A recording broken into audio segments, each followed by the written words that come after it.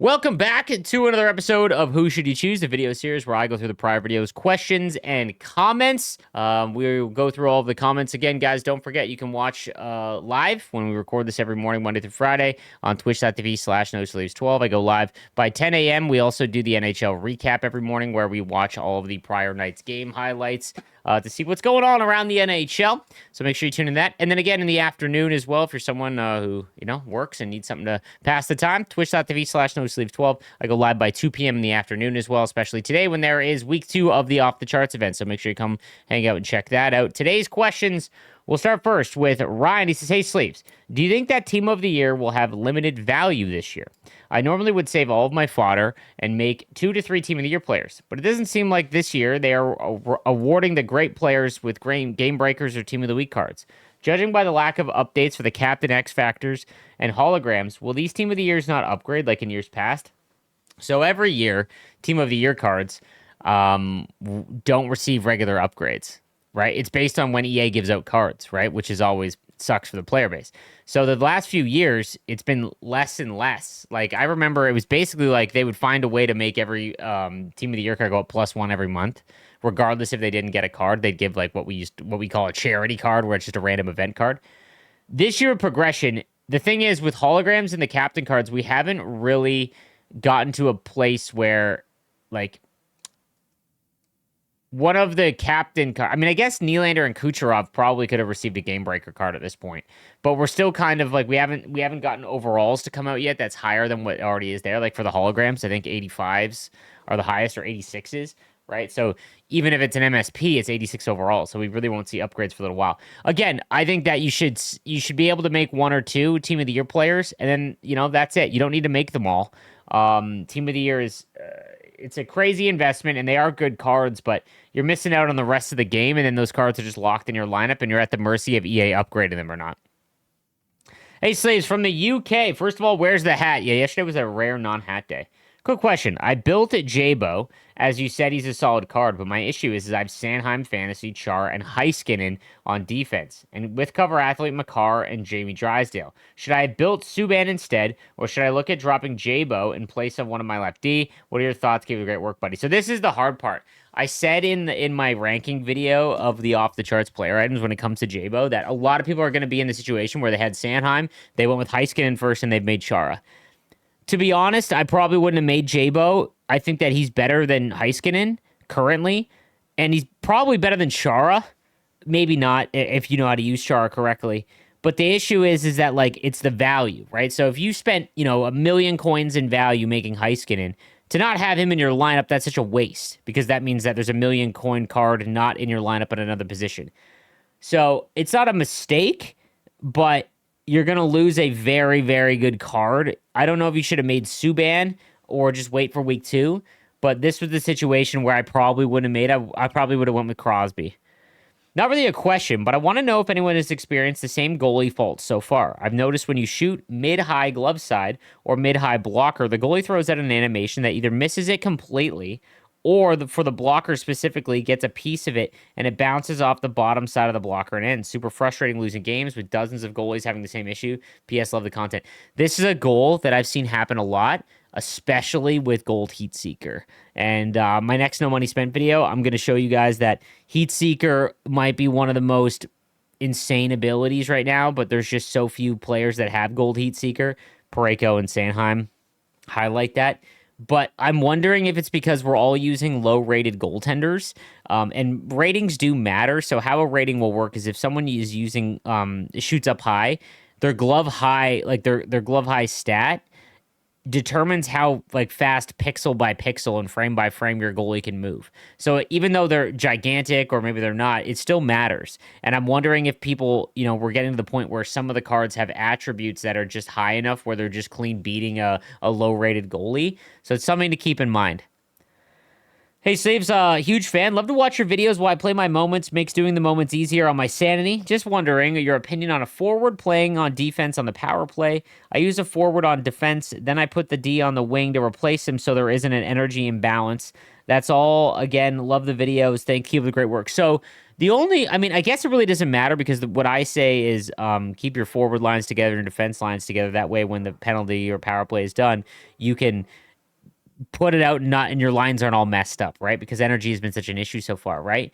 Um, what since you're putting the defenseman on forward on the wing, what I would recommend is just if you're gonna put a forward on the point, make him have gold 1T, right? Like if you have Panarin, or sorry, Panarin. Well, Panarin would be a great one, but Pedersen's X factor is he has silver 1T, I believe.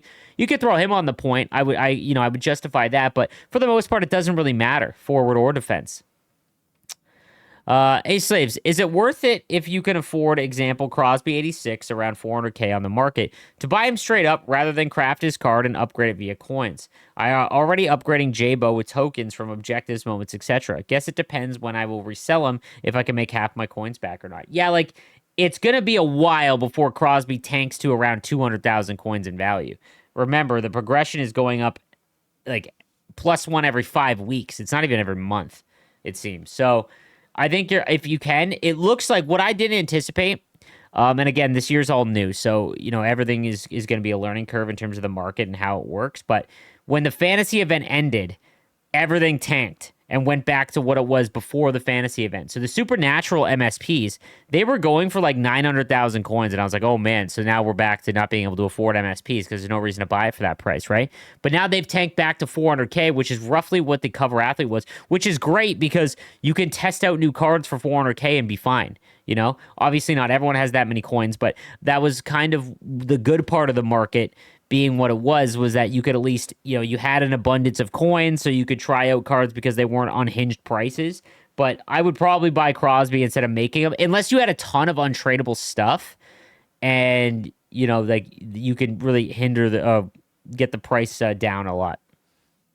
Aston says, "Hey, Sleeves, it's been a while since my last comment up for Who Should You Choose, but as a content creator who I've watched for years, I've been uploading YouTube videos on my own, but this is the first year I decided to start doing HUT content, as some videos from my channel as someone I've watched for years now.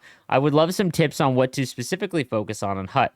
I've had a few comments on past videos saying that I could use a bit more base knowledge, but was just kind of hoping to pick your brain about it and see if you had any feedback to help me. As you're someone I've looked up to for years, thank you in advance. Keep up the grind, brothers." So, what I would recommend, first of all, be consistent. My first year of making YouTube content, I started my YouTube channel specifically to just grow on Twitch back in 2017. So I didn't have a big focus on YouTube, but I made sure that I uploaded once a week. So that's the bare minimum. Same time, same day. It was always Sundays every week. The videos that can help your channel early on would be tip videos. So, something that, like strategies that work for you, methods to build your team and stuff like that. If you're getting comments about, I would love, you could use a bit more base knowledge, spend a couple months grinding the game to really get an understanding. And then again, make some videos on, this is what works for me type thing. But you got to be consistent. You can't disappear, and be consistent in posting the same type of videos, right? Like if you're uploading HUT once every 4 weeks, then don't expect to see a lot of growth in HUT. You got to make sure that you're uploading consistently of the same topic as well. Hey Slaves, I am a 50 plus player. I was Div 4, sometimes Div 3 player last year. I haven't played more than 4 Rivals games this year because I get my fix playing online wildcard and complete most of my tasks via squad battles. My question is, does it make sense to play Rivals? Can I make more XP? And has anyone done a comparison as to how much XP you get per game of Rivals versus competitive seasons versus squad battles on Pro, All-Star, and Superstar? Lastly, talk to the devs about new ideas for tasks like hit my own player with the puck in the offensive zone, and about how to score on my own net while defending a breakaway. Keep up the great work. So I believe it's Superstar Squad Battles gives you the most XP, but it's also insanely boring. If it's just XP you're worrying about, just focus on the weekly XP objective path and then play the game the way you want. BCO says, "Hey Sleeves, great stuff. How do you get on tilt side?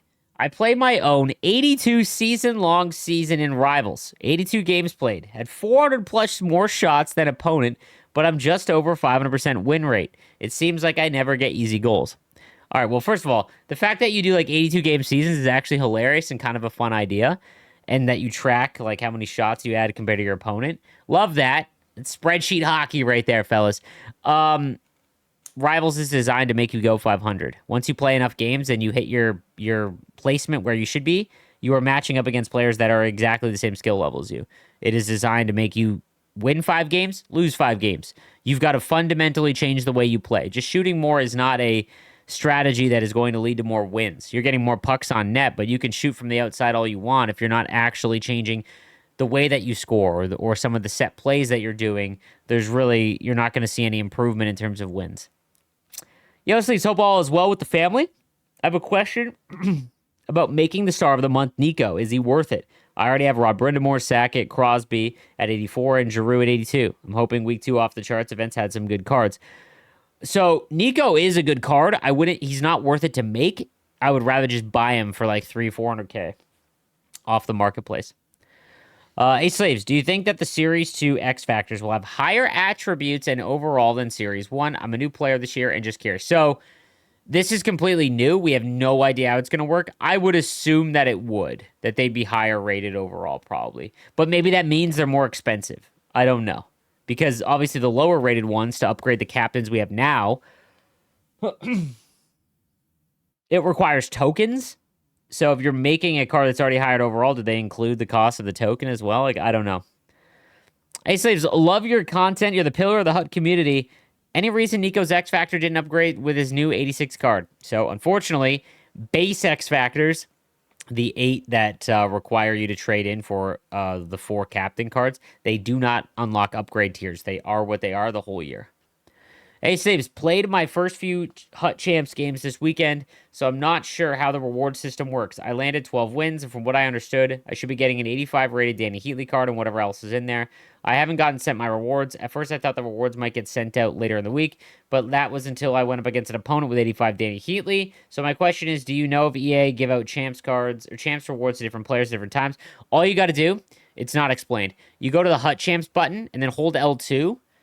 When you're choosing the season that you're going to do, and then go to completed. And when it says completed, you'll see a little star where it'll say results available. Click on that, and you'll get your rewards. It's funny because that's not stated. A new Hut player would have no idea to do that. Callum says, "Hey Slaves, love the content. Recently decided to build a Leafs theme team. It's been the best decision. Quick question, should I jump into Hut Champs or should I wait since Roenick wasn't a former Leafs player? I was planning to play moments and complete objectives during coins instead. If it's like trying to maximize your time, there's no point in playing Champs if you're not going to use Roenick. I think it would be cool if you could switch abilities depending on the situation. For example, regular 5-on-5, you would have elite edges on my car, but on the power play, switch off and Kucherov's gold 1T would turn on. That would be awesome. Situational abilities would add such a fun layer. Like PK, you put on maybe gold quick draw on a player, for example, or truculence. Like that would be sick. I'd love that. Quick question. Appreciate the content. I refunded my tier 2 20 daily hat trick collectibles on my Logan Couture, and they're not in my collection. I believe you don't get any back because there's no point in refunding them. I'm not sure what you do in that situation, but don't refund them. There's no point in it. They should remove the ability to be honest with you.